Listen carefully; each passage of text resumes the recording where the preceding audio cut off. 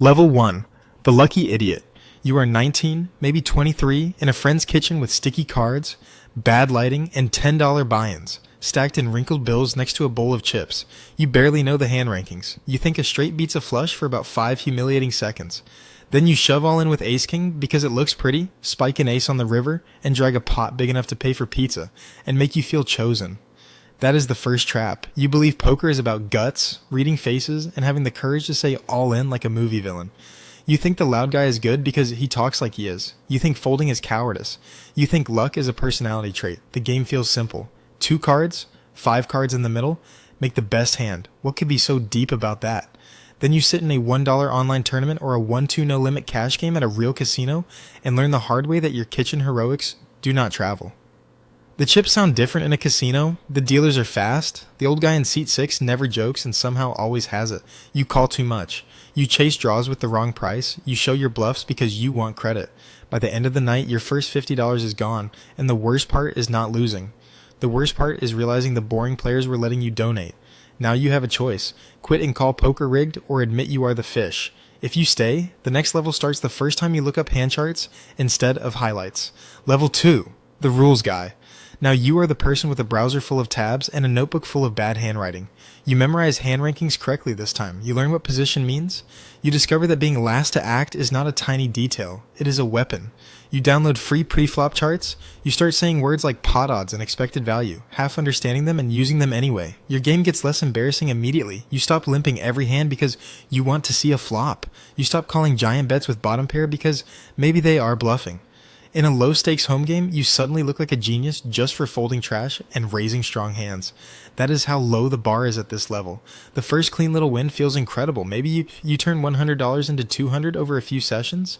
Maybe you final table a cheap online tournament and cash for $87. It is not life-changing money. It is proof. Proof is dangerous. Proof makes you think you have solved it. Then variance introduces itself. You play well for 3 hours, get your aces cracked by 7-2 suited, and spend the drive home replaying the hand like the universe personally insulted you. This is where a lot of players go off the rails. They think studying a little means they deserve to win tonight. Poker does not care what you deserve tonight. What you learn here is discipline before genius. If you cannot beat your own boredom, you cannot beat the game. You start keeping a bankroll, even if it is tiny. 20 to 30 buy-ins for the smallest stakes you play. Not rent money, not gas money. Poker money, separate, boring, adult. That small wall between your ego and your life is what gets you to the next room. Level 3, the grinder. You are no longer playing for stories. You are playing for samples. Now the table looks different. You notice stack sizes first. You track who opens too wide from early position, who calls too much from the big blind, who only bets when strong. You stop asking, what do I have? And start asking, what range do they have? And what does my hand do against it? This is the level where poker goes from game to work. Your tools change too. Maybe you pay around $100 to $160 for tracking software like Poker Tracker. Maybe you use an equity calculator. Maybe you join a training site for $30 to $100 a month. Suddenly, your nights are half playing, half staring at hand histories where you lost with kings, and wondering if the mistake happened 3 bets earlier.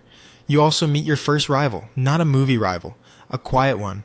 Some screen name or regular in your local room who keeps showing up, keeps winning, and never seems emotional. You hate that person a little, then you copy them. That is healthy.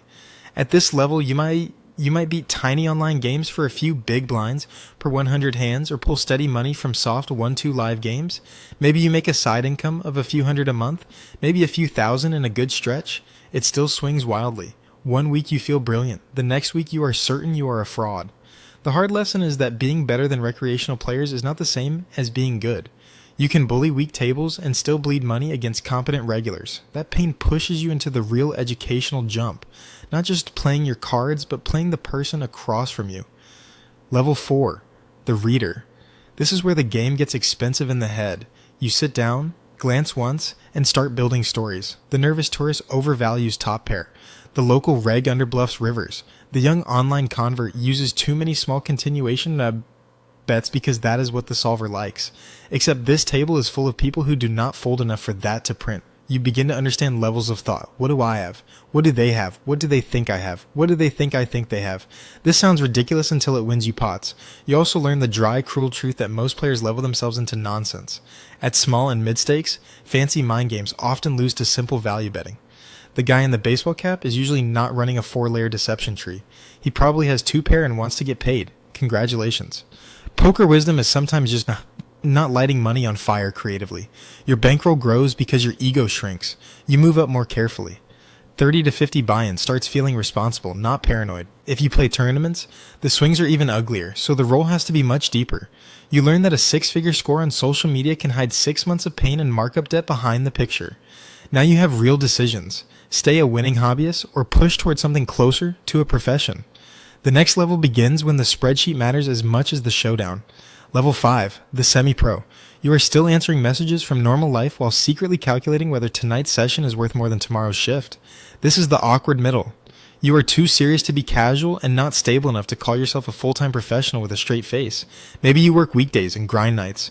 Maybe you travel to weekend tournament stops. Maybe you crush 2-5 no limit locally and flirt with 10-20 shots when the game looks good. Money gets real here. A solid low to mid-stakes player might make anything from inconsistent side cash to something like $40,000 to $80,000 in a good year, but that sentence hides 1,000 landmines. There is no salary, no health insurance, no paid vacation. No one cares that you made $6,000 in March if you lose $8,000 in April. Variance is not a mood. It is a business expense with emotional side effects. Your study bill rises. Coaching can run a few $100s a month, sometimes more if you are serious. Solvers and databases cost money. Travel costs money. Rate quietly eats you alive if you choose bad games. Tax records become terrifyingly important.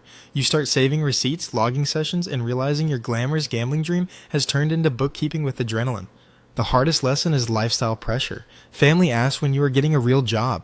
Friends only remember the big wins, never the 6-hour drive home after bubbling a tournament. You miss birthdays because the game is soft. You miss soft games because you promised you would stop missing birthdays. If you survive that tension, the next step is brutal but simple. You stop pretending poker is a side hustle and run it like a company. Level 6, the professional. Now you wake up and there is no boss, which sounds freeing until you realize you are a terrible boss when scared.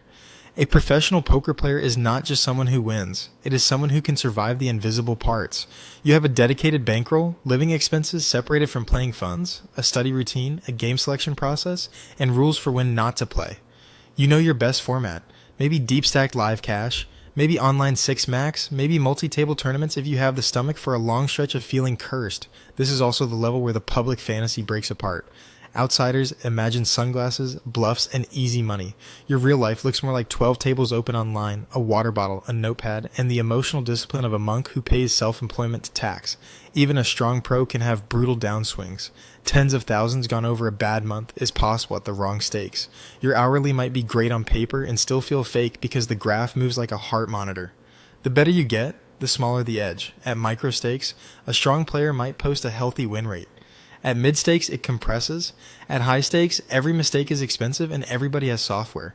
That means your edge is not just strategy anymore. It is stamina, table selection, emotional control, and refusing to chase when your brain is cooked. Some pros live well here. Some burn out here. The ones who climb higher understand an uncomfortable truth. Pure playing skill caps out. To keep growing, you need leverage. Level 7, the operator. You are still a player, but now you are also an ecosystem. Maybe you sell action for tournaments. Maybe you back smaller players and take a percentage. Maybe you coach. Maybe you run a private study group. Maybe your income no longer comes only from the cards, but from the network around the cards. This is where poker starts to resemble a small business and occasionally organized chaos with spreadsheets. Status changes here. Newer players ask you for hand reviews. Floor staff know your name.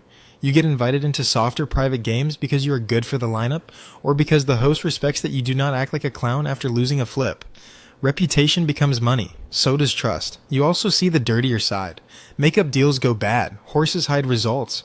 Friends become accounting problems. The romantic image of poker as rugged individual freedom fades fast when 3 people owe you updates and one of them just posted beach photos during a supposed downswing.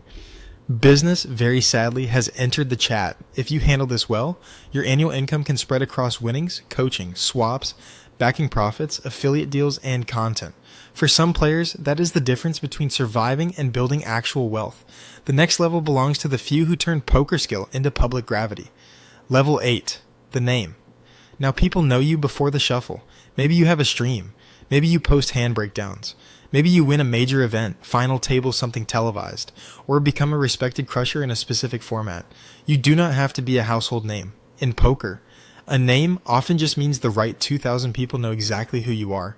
This level is strange because image becomes part of the profession. A deep tournament run can pay more than a year of grinding, but attention can pay longer if you handle it right. Sponsorships exist, though not like the boom years. Coaching brands, training content, podcasts, and video channels can stabilize what the cards refuse to stabilize. Your edge is no longer only at the table. It is in communication, reputation, and staying visible without becoming unbearable.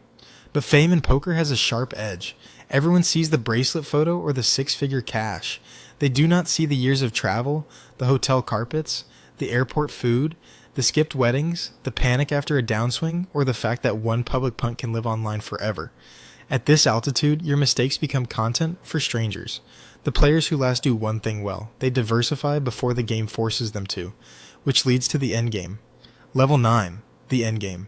You are no longer chasing every pot. You are deciding what poker is allowed to be in your life. For a tiny number of people, this is elite high-stakes play, seven-figure tournament scores, or a legendary reputation. For more of the smart survivors, it is something quieter and maybe wiser. You coach less, invest more. You reduce volume. You build a brand, a stable, a business, or a life outside the card room. You finally admit that the best poker decision you ever made might be leaving some of it behind. The funny part is how the ladder closes. You started with sticky cards and $10 bills, convinced the game was about nerve. Years later, the real superpower is restraint, folding when your ego wants to hero call, leaving when the game is bad, moving down when the bankroll says so, saying no to a tournament series because your brain is fried, winning a lot and not believing you are invincible, losing a lot and not believing you are doomed. That is the final level of a poker player. Not the bracelet, not the bluff, not the screen name everybody fears. It is becoming the rare person who can sit in a game built to inflame greed, pride, and delusion and still think clearly. And if you ever do make it all the way up, the joke is brutal. You may still keep that first cheap deck in a drawer somewhere. Bent corners, faded backs, the little plastic box, proof that the climb from pizza money to serious money started with a beginner who thought ace-king was destiny and had to spend years learning it was just two cards.